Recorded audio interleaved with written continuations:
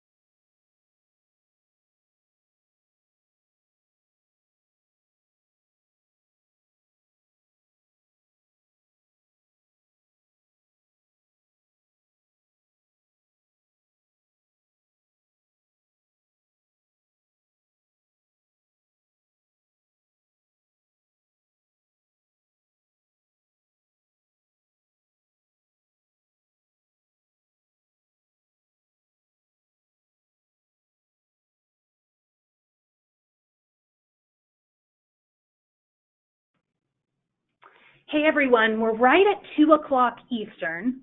Going to give a couple more moments for everyone else to join us. So give us till about maybe 2 after and we'll get started. Thanks.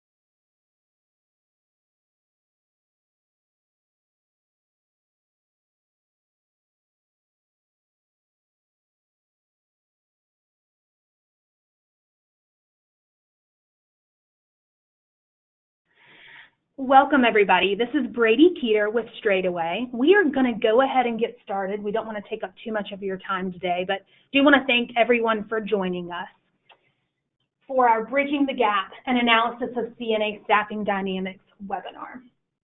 Quick agenda for us today. We're going to start off with introductions. So I'm joined by my colleague, Grace Danks. She'll introduce herself in just a moment as well as I will. We're going to introduce Straightaway to you as well. So talk a little bit about what we do, how we got here, and the insights that we've been able to drive for staffing shortages, and how you can better retain your staff, as well as think about how you can project the staff that you're going to need over time. We've done a lot of homework on this. We've gotten a lot of customer feedback, and we want to share it with you. After we cover those key insights, we're also going to talk about some retention best practices. So this is an area that we know a lot about. We also got a lot of questions prior to the webinar today about this. So we want to make sure that we clarify this for you and really pass along the best practices that we've seen in our experience. We'll then wrap up with any questions that you have, so please feel free to send those in the chat area of the GoToWebinar module. Send those over to us and we will answer those towards the end of the webinar. And then we'll also talk about next steps. And many of you probably saw in the confirmation email that you got for the webinar that we want to give you insight into some of the staffing at your organization. And so we'll give you information about how you can sign up conveniently for that consultation with us. So let's dive in. Grace, I'll let you introduce yourself. Thank you so much. My name is Grace Danks. I'm a business analyst here at Straightaway. I joined earlier in 2018. Started out in healthcare about 16 years ago, and I've been focused on data and analytics for about the last 10 years. And hey everyone, my name is Brady Keeter. I'm Director of Product here at Straightaway. Grace and I work very closely together on the data analytics and the strategy for our company, really with a goal of helping organizations like yourself train your own CNAs and your frontline staff, as well as retain them. And a lot of the work that we've done really has allowed us to hone in on really a lot of the staffing dynamics that we're going to detail for you today. So you may be asking yourself, who is Straightaway and what does Straightaway do?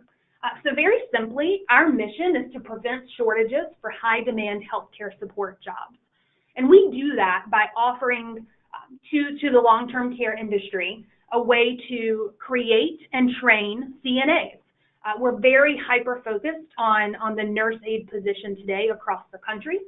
Not only do we help organizations train their own CNAs, but we also help them support and retain them, making sure that we're keeping in touch with satisfaction scores, as well as manager feedback that we can relay to the organizations and the key insights that we're deriving from newly hired CNAs.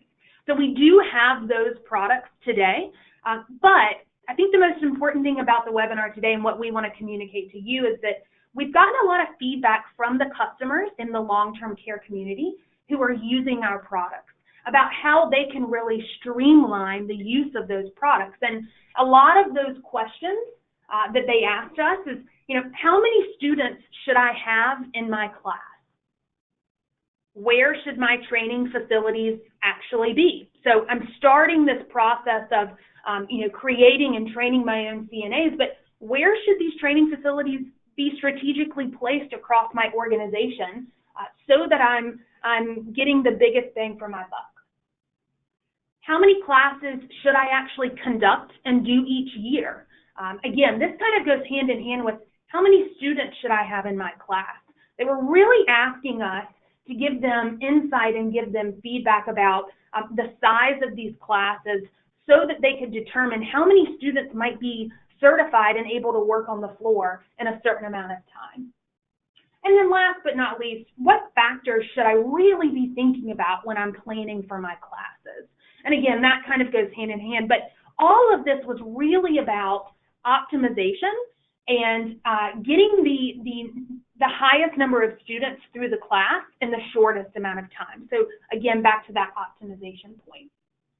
And as we really looked at these in the long-term care community, we started to think about, all right, what are other industries doing that we could apply to these problems and to these questions?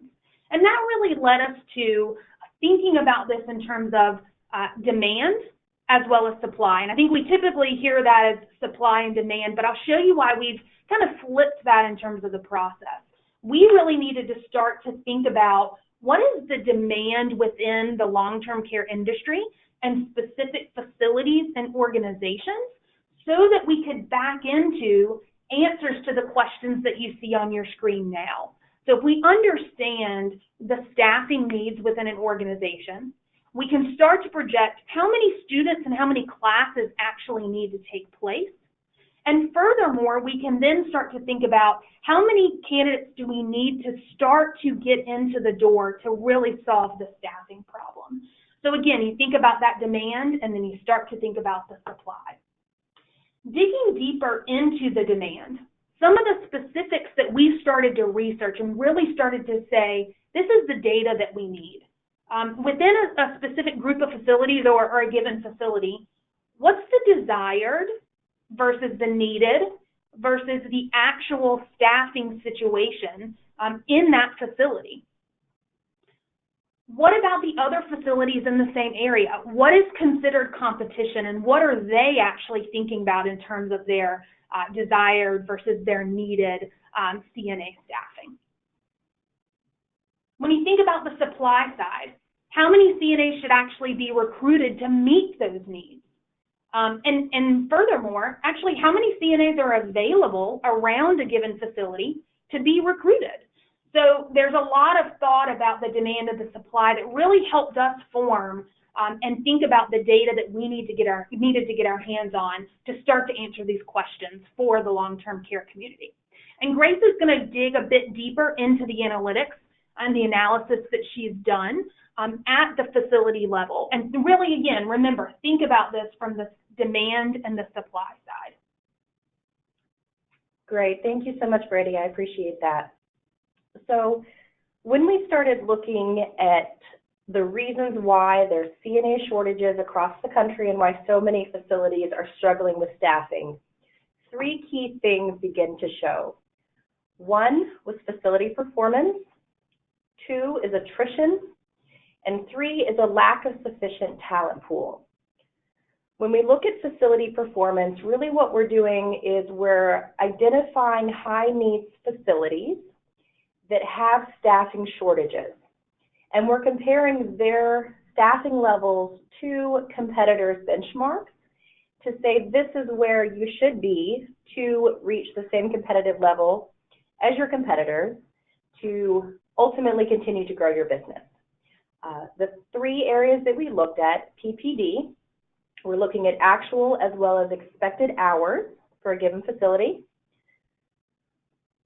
We're looking at overall quality, staffing, and the 5-star rating. We're also looking at weighted PPD of facilities in the same region and the same state at a similar level of acuity. We want to compare you to the right facility. So we're not comparing a dementia care facility to a short-term rehab facility. We understand the needs are very different, and we want to consider that when we look at competitive benchmarks and where we say a facility should be performing. We're going to look at two examples today, two different organizations that have very different staffing needs, but I think you'll see that some of the patterns repeat even given the different size. This first organization has three different facilities. Facility number 1, represented by the cluster on the left. The actual is in purple. So that's the number of their actual staff. That's the staffing hours that are coming from PBJ based on their individual facility PPD numbers.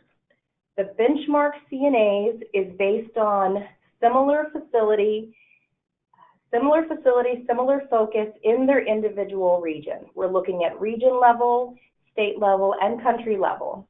We're also comparing quality and the overall 5-star rating to see how we can pinpoint the facility performance. The teal is a difference in the actual and benchmark. So we're taking what we say they should have, ideally, what they actually have to come up with a number of positions that they need to fill. Once we have a number of positions, like you'll see with Facility 3, their benchmark and actual is the same. So we would say they're performing at level. Facility 2, on the other hand, is a larger facility with a slightly smaller gap. They don't need quite as many recruits. But number 3, it's tracking well against the benchmark, so they don't need any recruits right now. But once we find out the number of vacancies that a facility needs to fill, we can help predict how many recruits you're going to need by month, given attrition that varies throughout the year and per regional level.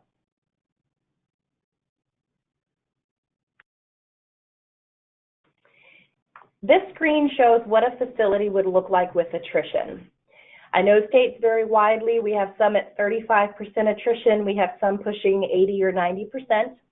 For this example, we went down the middle and we're showing what a facility would look like with 50% attrition at 1 year.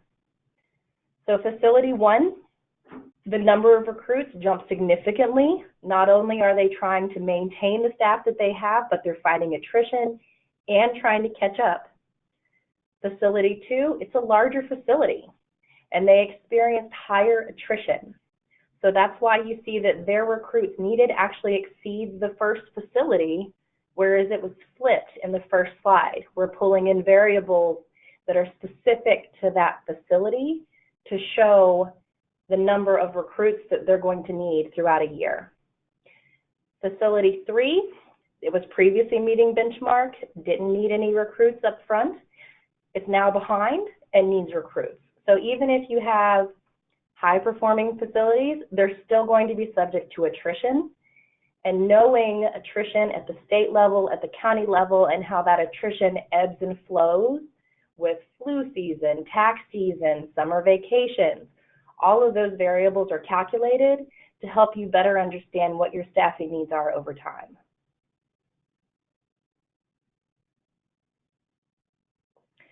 This is a larger organization. This has 62 facilities instead of 3.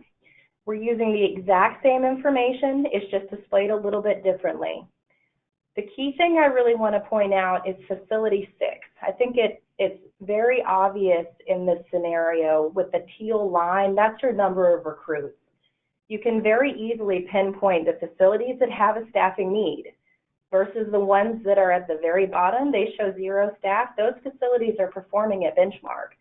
So this allows you to really target your efforts and say, this is where we need to concentrate on retention.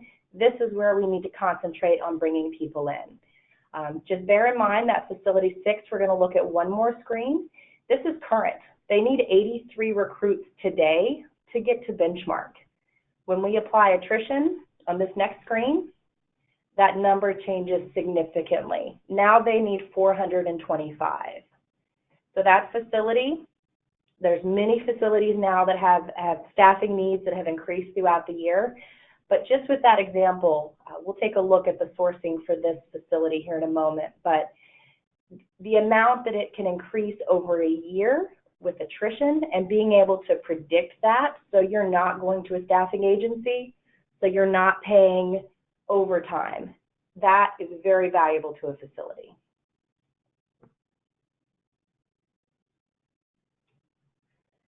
This is the supply piece. So once we identify the facilities that do have a higher need, we're also going to look at what's the solution. Where can they get the CNAs to help meet that need? What you're seeing here is a map of a couple different facilities. We've highlighted 2 just by way of example. You see the same numbers you saw before: required recruits, recruits with attrition. You see the benchmark PPD, what the standard of performance is in that county with similar levels of acuity. You'll see some star ratings, but really what you see is CNAs available in that county. The facility at top, today they required 83 recruits. They might be able to pull that out of their county. They might not, because they're not the only ones in that county. They have hospitals, they have other facilities, they have home health, they have competitors, and there's some people who, frankly, leave the CNA field and go work at McDonald's. The facility at the bottom doesn't require any recruits today. There's a lot more CNAs in that particular county. But what was really interesting when we look at even the largest difference, the counties that have the largest number of CNAs, some had 2,000. Some facilities required very few recruits. When we looked at that, there were no locations that did not exhaust their entire staffing pool within 14 months. They had blown through every available licensed CNA in their county within 14 months. And that's not including the number that works at their facility, works for a competitor, works somewhere else, not in the industry. So pretty profound. And I think the other thing that I want to mention here is one of the key questions that we were hearing from the users of our system, really around how many students do I need to put through my class, how many classes do I need to have per year, and really where are some good areas for me to set up my training facilities. And all of the information that Grace has just detailed for you really helps in that decision-making process. So if I'm specifically in a county where I'm going to exhaust the denominator, I'm going to exhaust the pool of CNAs that I have in my area, that's likely a really good place for me to set up a CNA training school or training facility.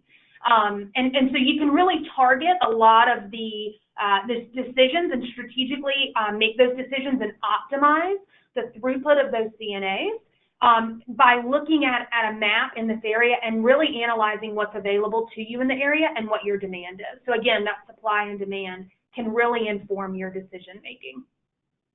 Now, one thing that we wanted to talk to you about, again, because we have been helping organizations train CNAs as well as retain them for several years now, and as a result of that, we've really come up with some best practices. So best practices that you can apply whether you train your own CNAs or not when it comes to retention, but especially if you choose to really combat staff shortages by training your own CNAs. One thing I can tell you is it starts before you ever hire them. So if you are looking at training your own or you're currently doing that, one thing that we can stress is that you must find the right instructor. This is invaluable in terms of ensuring that your CNA students and those that start in your organizations or in your facilities are prepared for the job. Second, don't just train them for the exam. Yes, that's important. That's actually how they become a CNA. So that is key, but you also want to train them so that they're prepared for the emotional toll on the job. So this is, are they going to experience death early in their career as a CNA? Are they, going to experience something they've never had, someone getting sick on them, et cetera? That is very, very key. And the right instructor is also so important in that, so that they are really using that power of story, their personal experience, to get those CNAs ready. You also want to train your new hires your way and in your building. So you want to get them acclimated as soon as possible to what life is like working in your organization. So, a lot of organizations in the long-term care community out there are being infiltrated by millennials, and even Gen Z is starting to come up. And it is very, very important to get them into and acclimated to your customs and your mentality within your organization as early as possible, so that they feel good with that, they feel one with that.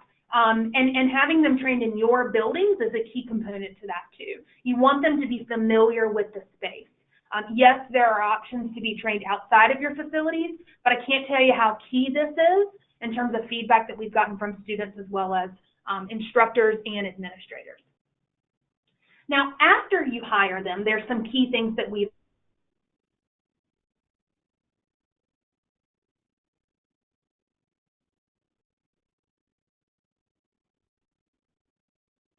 So basically what we heard from a lot of newly hired CNAs as well as mentors of those CNAs, we know a lot of organizations have mentor programs in place, but I think what is key here is you've got to give your mentors coaching. You've got to give them the steps that they need to help out those newly hired CNAs and newly hired frontline staff. You need to invest in rising stars. You need to identify them and invest in them. And I know that this is a little different than how we've normally thought about people who might be hourly, but you need to give them special projects within the organization that they can own. You need to engage with them via quick and easy check-ins, likely over the first 90 to 120 days on the job. That is the time frame in which it is critical that you engage with them and let them know that you are invested in their career and their time with your organization.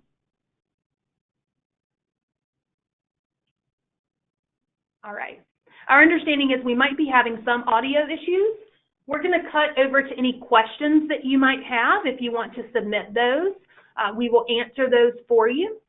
We have one question. Will the webinar be emailed to you later? Absolutely. We will make all of the content that you have seen today available to you following today's webinar. We will also be giving you information about how you can learn more, obviously about Straightaway and what we are doing to combat staff shortages. However, we also would like the opportunity to do a consultation with you to detail your organization and the staffing situation at your organization, answer your questions about it, and again, custom to you, taking into account your geographical area, the CNAs that might be available within your area, and looking at your breakdown facility by facility. Within the next 24 hours, you'll get an email that gives you the convenience to schedule that time with us directly on our calendars. We're planning on starting the last week of November. So once you sign up, we have to do a little bit of preparation and analysis to make sure it's custom to you. So we'll start those that last week of November, but you'll be able to see the availability and schedule that directly with us.